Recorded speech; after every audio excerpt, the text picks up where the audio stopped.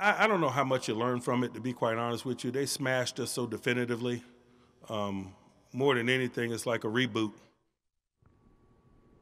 Hi everybody, welcome to the Matchup Show presented by Unibet. I am Missi Matthews, getting you ready for Super Wild Card Weekend. Steelers heading back to Arrowhead Stadium. Let's introduce you to our panelists. We have Mike Prisuta of Steelers.com and the DVE Morning Show. Former Steeler great Merril Hoge wearing his salute to service. We also have Matt Williamson of SNR. And guys, let's start with the Steelers defense. Triv, when you go back to that Week 16 loss, is there anything that you can take away that they can do differently against Patrick Mahomes and company? There is, and it's a good question, and I'm going to respond with a 7-point answer that will basically make the rest of this show meaningless. Here's how they win the game. I got it all written down here. It took about 20 minutes. 7 seed, yeah, Ben Roth. All right, I see what you're doing. Coincidence, just a coincidence. But all right, go ahead. Number 1, contain Mahomes. Number 2, tackle the catch. Number 3, win takeaway giveaway. Number 4, win the red zone. Number 5, win possession. Number 6, defense, special teams splash. That means points. And number 7, have the ball last. That's all they got to do, guys. Oh, okay. Merril, we know Travis Kelce will be playing in this game. Their pass catchers, a full complement will be available to them. What do you expect from this Chiefs offense? Hopefully it's not a 7-point bullet. Well, you know, they haven't been as explosive as they've been in the past, although Travis Kelce's been pretty consistent, you know, and it's been his run after catch. You know, Mike does hit a good point. The one thing that when you play any offense that throws the ball well is you must tackle. You know, tackle once the catch happens because they're going to complete balls. You know that. But don't let them add to that after they do catch it.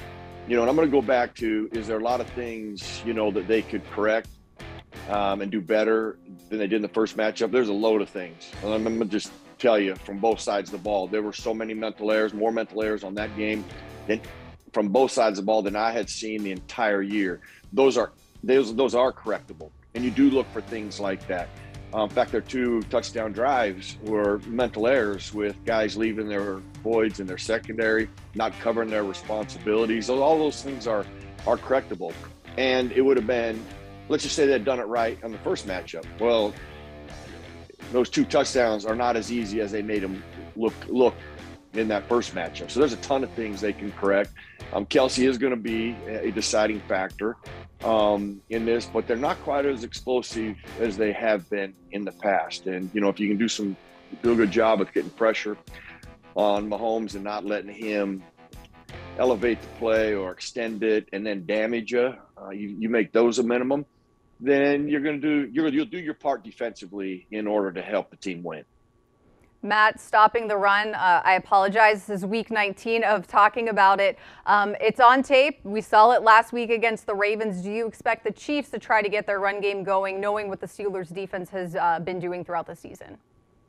Yeah, it's not what they do, though. I mean, their backs are okay. I mean, Clyde Edwards-Helaire could be a factor in this one. It'd be interesting to see how much they use him. Usually he's a little bit over a 50% snap type of guy.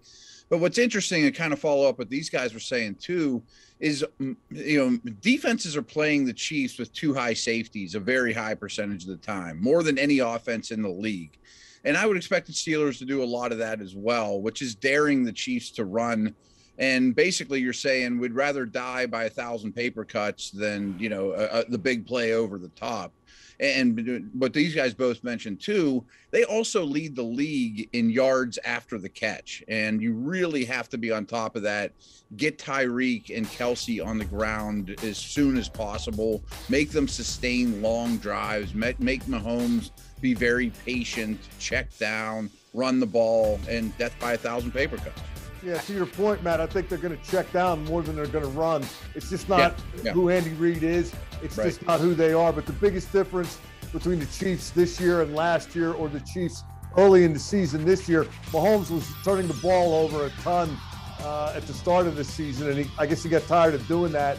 So if he sees that too high, he'll throw it sideways, and they're pretty good when they do that. I mean, Tyreek Hill, he's snatch and go. He's got a plan if you throw it to him sideways and he's out on that wing. Their receivers block very well on those flanker screens and things of that nature, but you got to make them beat you by 1,000 cuts, because there's a chance that they may cut themselves on the way to doing that.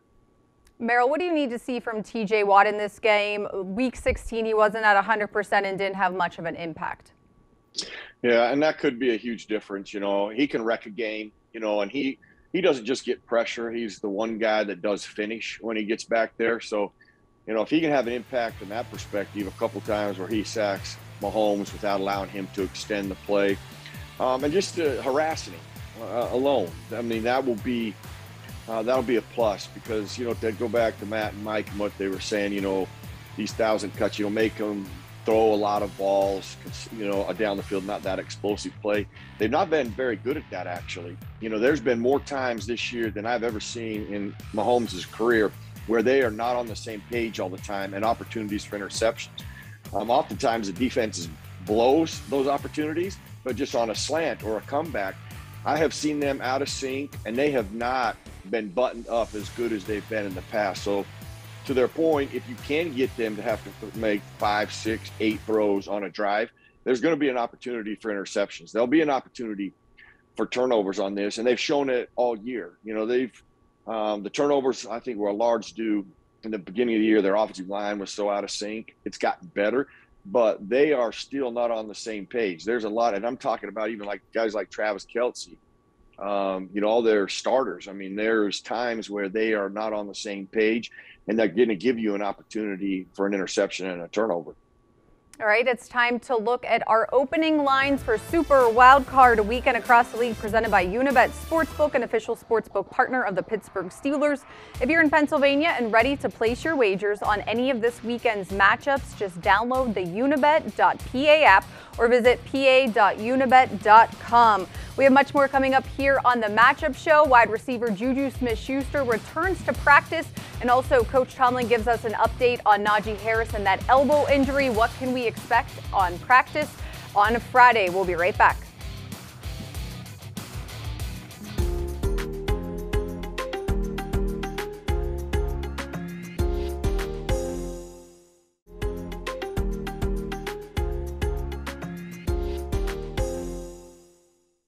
We probably aren't supposed to be here. We're probably not a very good football team. We're out of 14 teams I think are in, we're probably number 14.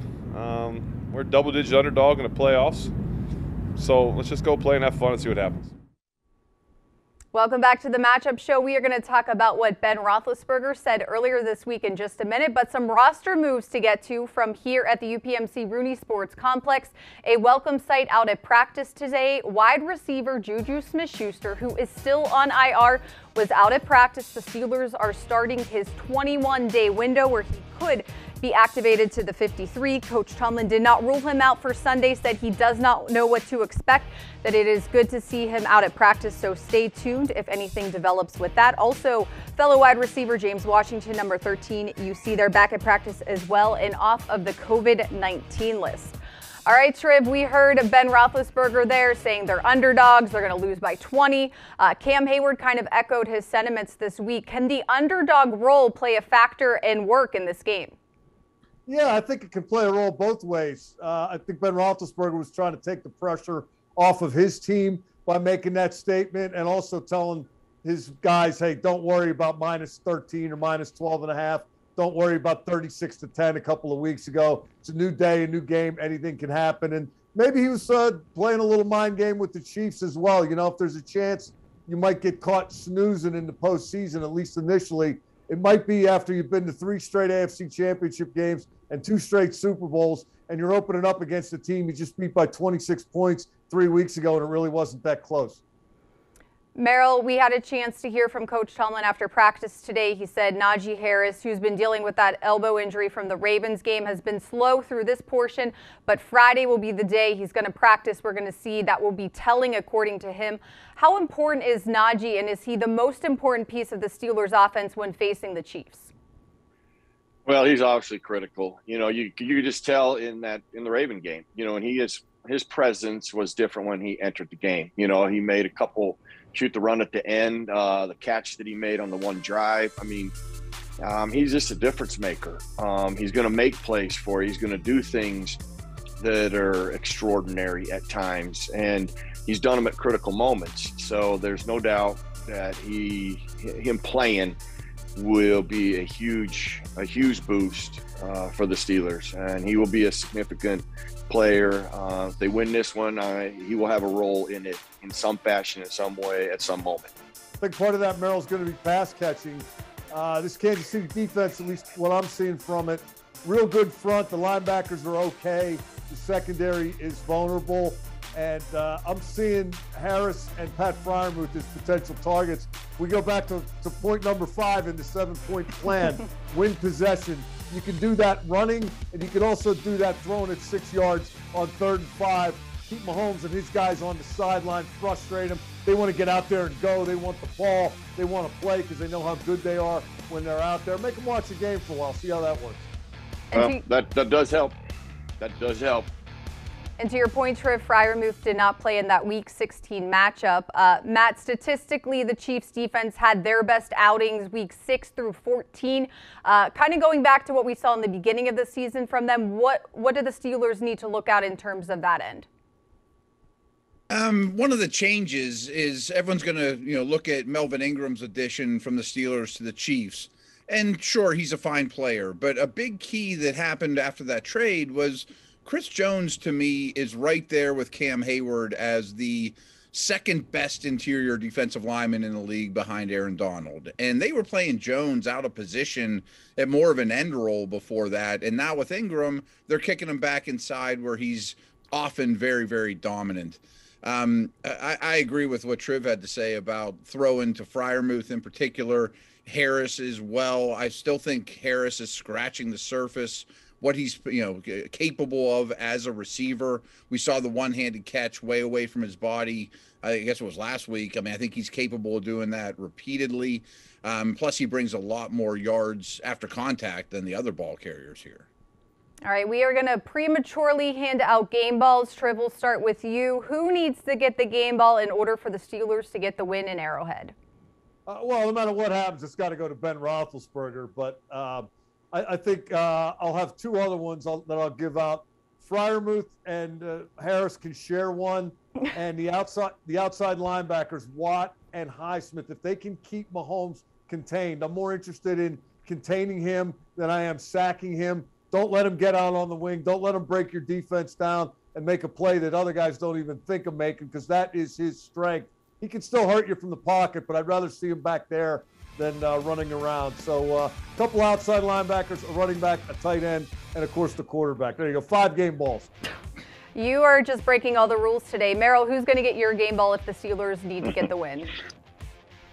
Well, that just proves Mike knows what wins championships. Teams win championships. Since there's not a lot of game ball positions left for a game ball, I'm going to go where it always matters. At the end of the day, at the end of this win, previous wins, Super Bowl wins, is the offensive line. If they can play, if they can have one of their better games like they did against Cleveland, if they can play like that, if they play together like that, handing them a game ball at the end of this game, this outcome will be different than the first matchup.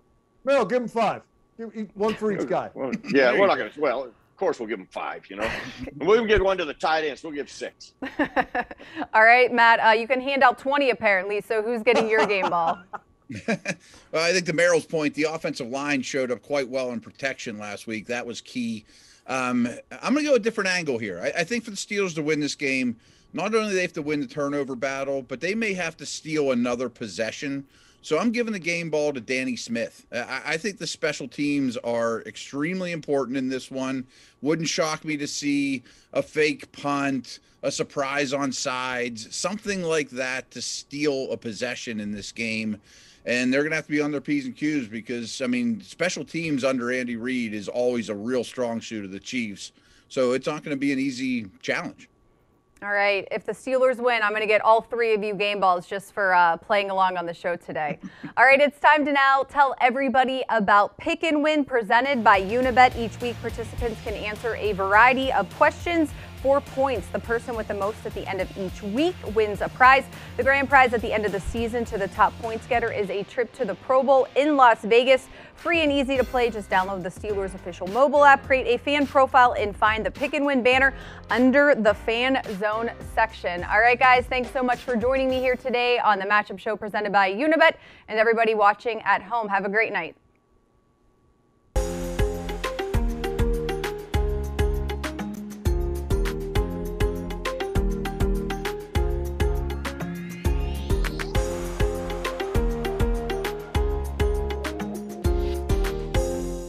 What's up, Steeler Nation? It's Terrell Edmonds. Welcome to the Pittsburgh Steelers official YouTube channel. Make sure you subscribe to our channel to stay up to date on everything going on in the Steel City. Thanks for being the best fans of football, and here we go.